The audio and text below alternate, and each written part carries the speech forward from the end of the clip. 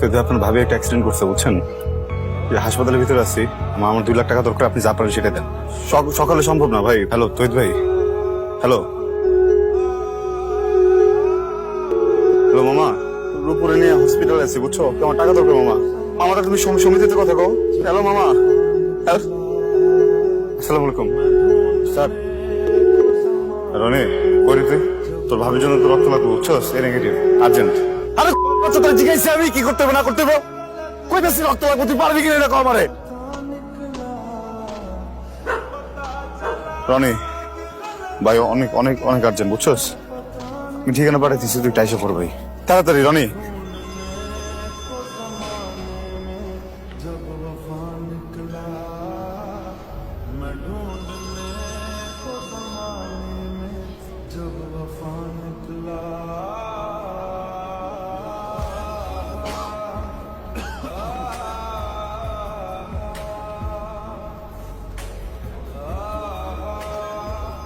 ভাই